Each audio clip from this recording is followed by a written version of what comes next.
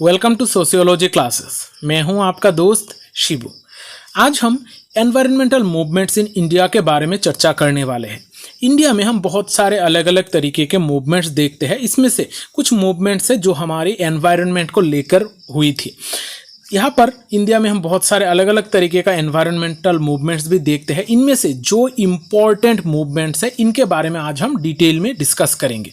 यहाँ पर हम बेसिकली चार्ट के द्वारा सारे जो एनवायरमेंटल मूवमेंट्स है, इंपॉर्टेंट एनवायरमेंटल मूवमेंट्स है, इनको समझने की कोशिश करेंगे ताकि हमें याद रखने में भी आसानी हो। यहाँ पर कुछ इनके ईयर, लीडर का नाम, फिर कौन सी जगह पर हुआ था, इसका ऑब्जेक्टिव क्या था, इसके ऊपर ज़्यादा फोकस करेंगे। अब जब हम सोशल मूवमेंट की बात करते हैं, सोशल मूवमेंट क्या है, इसका क्या ऑब्जेक्टिव है, इसके अलग अलग टाइप्स के बारे में, स्टेजेस के बारे में ऑलरेडी हमने पहले क्लास करके रखी है। इस वजह से सोशल मूवमेंट के बारे में मैं यहाँ पर कुछ बात नहीं करने वाला। तो सोशल मूवमेंट इन इंडिया की अगर हम बात करते हैं, इंडिया में बहुत सारे अलग अलग तरीके की सोशल मूवमेंट्स देखते हैं। आज हम एनवायरमेंटल मूवमेंट के बारे में पढ़ेंगे, लेकिन धीरे धीरे अलग अलग क्लासेस में सारे मूवमेंट्स को हम कवर करने की कोशिश करेंगे। हम यहाँ पर देखेंगे ट्राइबल मूवमेंट्स, पीजेंट मूवमेंट्स यानी कि एग्रीकल्चर बेस्ड मूवमेंट्स, फिर दलित मूवमेंट जिसको हम कास्ट बेस्ड मूवमेंट्स भी कहते हैं, फिर women movements, religious reform movements, इस तरीके का अलग अलग मूवमेंट्स का हम क्लास करेंगे ताकि हमें सारे टॉपिक समझ में आ जाए और सारे जो भी इम्पोर्टेंट मूवमेंट्स है उनको हम कवर कर सके। तो आज का ये जो क्लास है ये एनवायरमेंटल मूवमेंट्स के ऊपर है। इंडिया में जो भी इम्पोर्टेंट एनवायरमेंटल मूवमेंट्स है उनको हम यहाँ पर समझने की कोशिश करेंगे। अब एनवायरमेंटल मूवमेंट बेसिकली कौन सी मूवमेंट को हम कहते हैं? ये एक ऐसा सोशल मूवमेंट है जहाँ पर मेन एम होता है नेचुरल वर्ल्ड को बचाना। जो हमारा नेचुरल वर्ल्ड है, जो हमारा एनवायरनमेंट है, इसको प्रोटेक्ट करने के लिए जो सारे मूवमेंट्स हुए थे उनको हम नॉर्मली एनवायरमेंटल मूवमेंट कहते हैं। यहाँ पर जो बेसिकली जो हार्मफुल एनवायरमेंटल प्रैक्टिसेस है, जो हमारी नेचर को हानि पहुँचाती है, उसको रोकने के लिए इस तरीके का मूवमेंट की जाती है।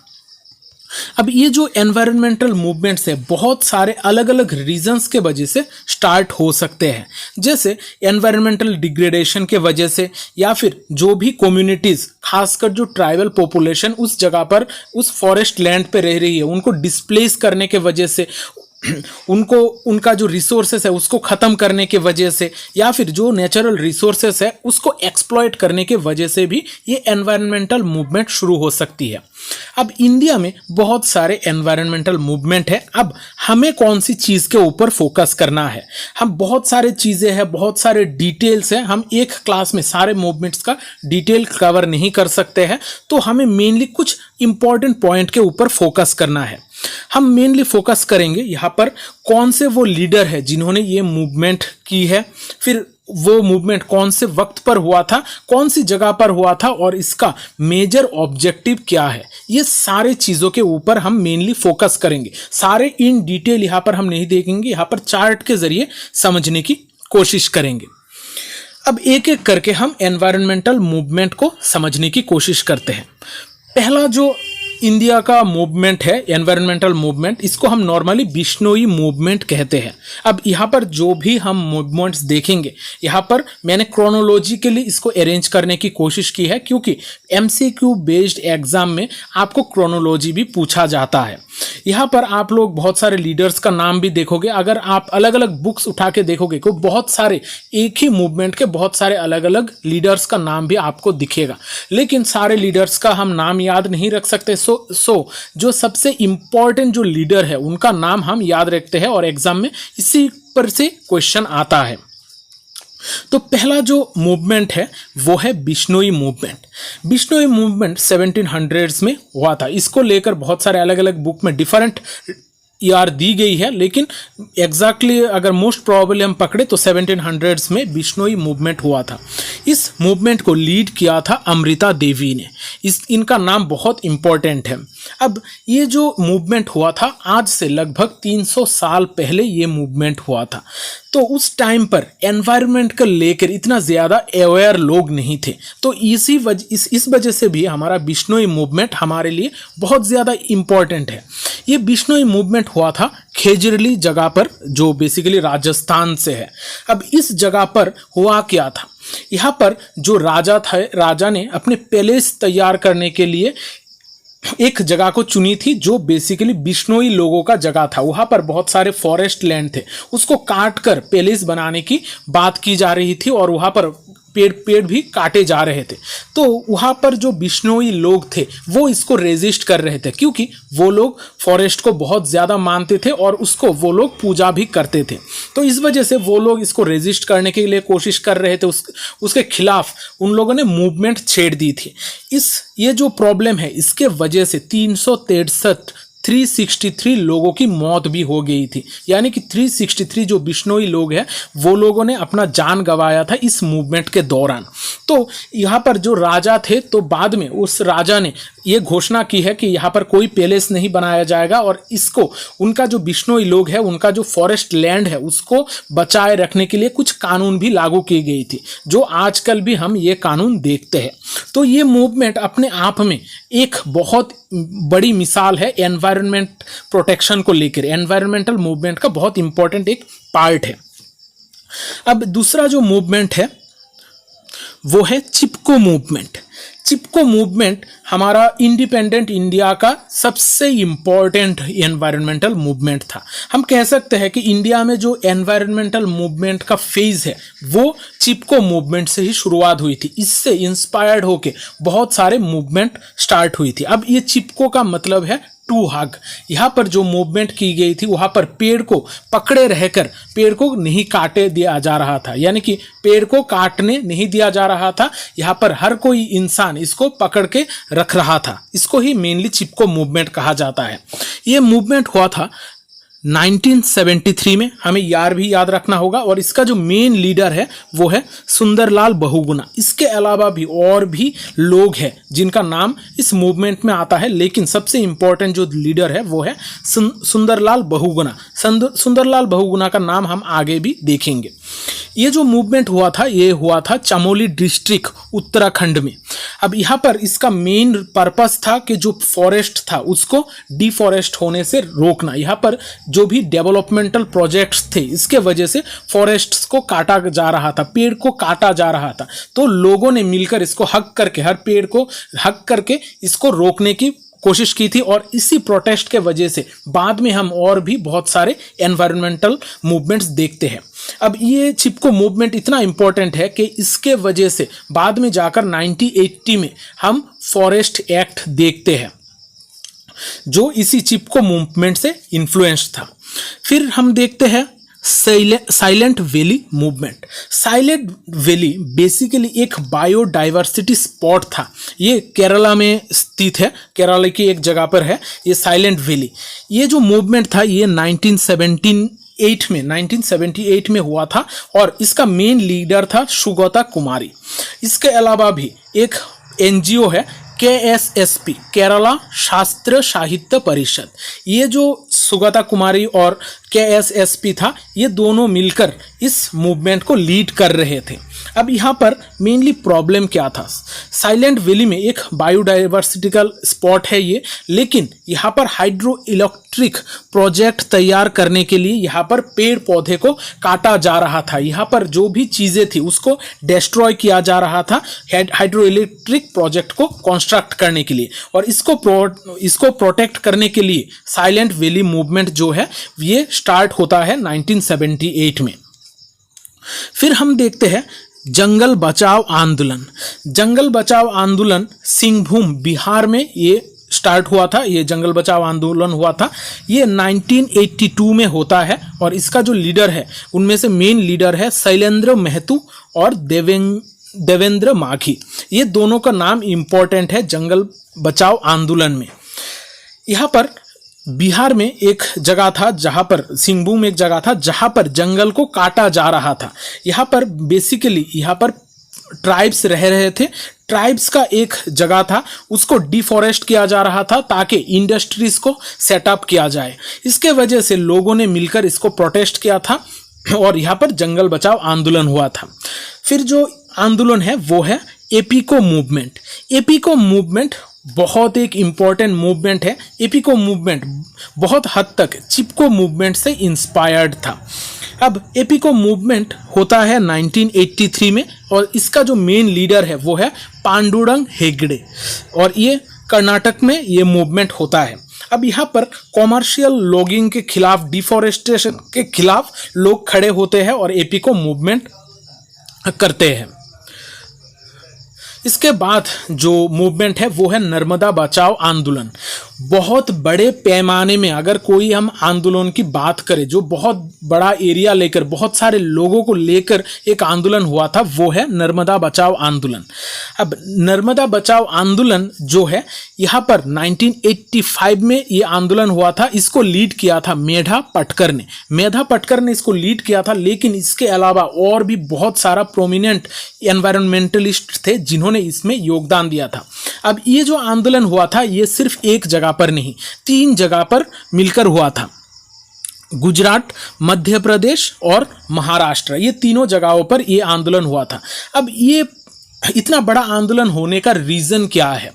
यहाँ पर जो मेनली नर्मदा नदी है वहाँ पर उसके ऊपर सरदार सरोवर डैम तैयार की जा रही थी।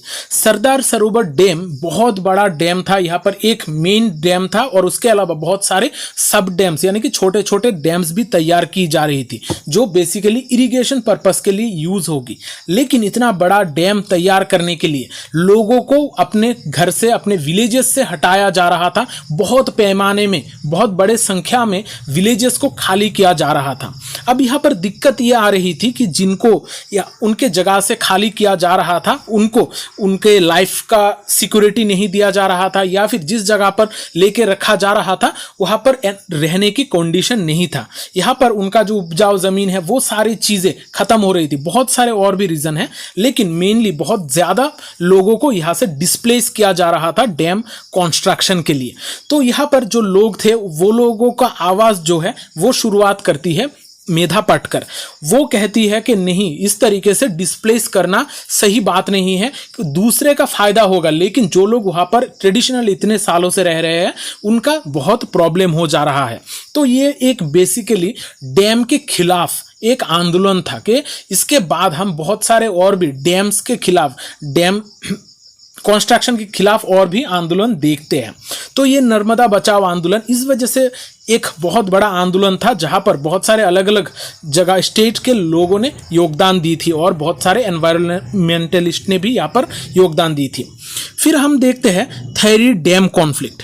नर्मदा के बाद दूसरा जो डैम को लेकर कॉन्फ्लिक्ट था वो है थैरी डैम। ये होता है उत्तराखंड में।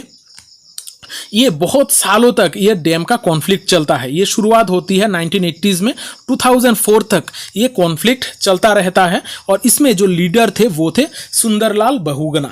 सुंदरलाल बहुगुणा का नाम हमने थोड़ी देर पहले भी पढ़ा है और थेरी डैम कॉन्फ्लिक्ट में भी जिन्होंने मेन लीडरशिप दी थी वो है सुंदरलाल बहुगुणा।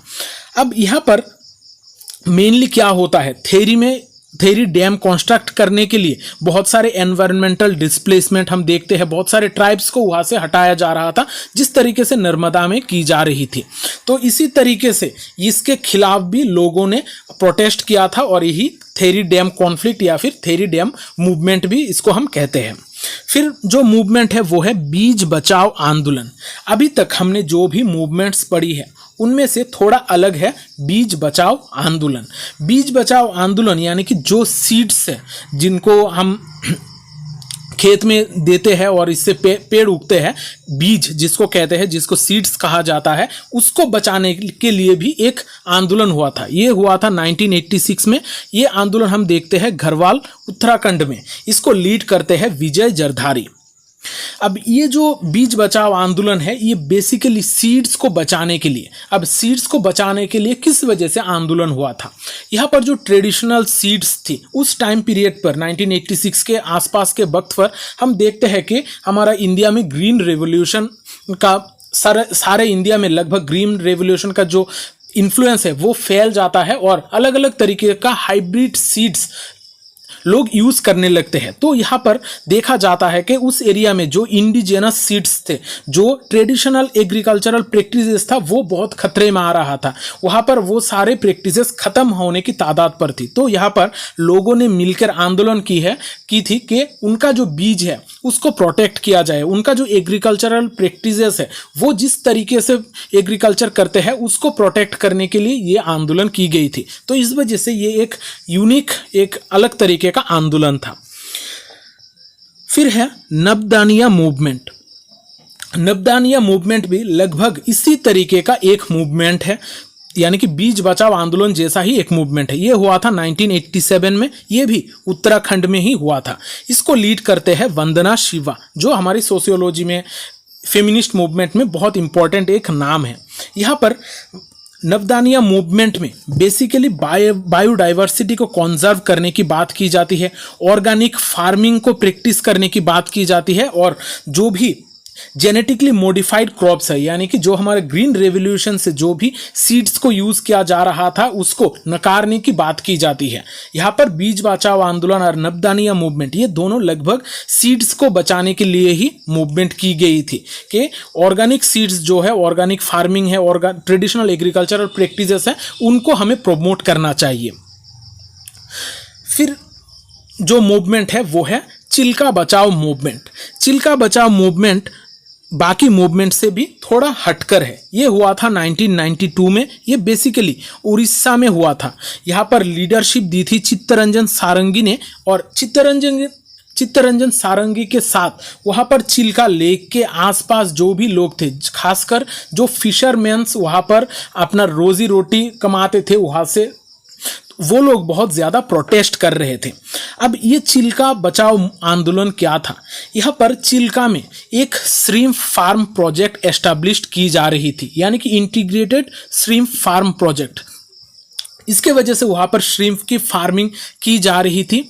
यहाँ पर इसके वजह से जो मेनली जिस तरीके का बायोडाइवर्सिटी चिल्का लेक में हम देखने को मिलता है, वहाँ पर जो भी कंपनी वहाँ पर इन्वेस्ट कर रहे थे वो उस बायोडाइवर्सिटी को ख़त्म कर रहे थे, वो अपने हिसाब से लेक को मॉडिफाई कर रहे थे।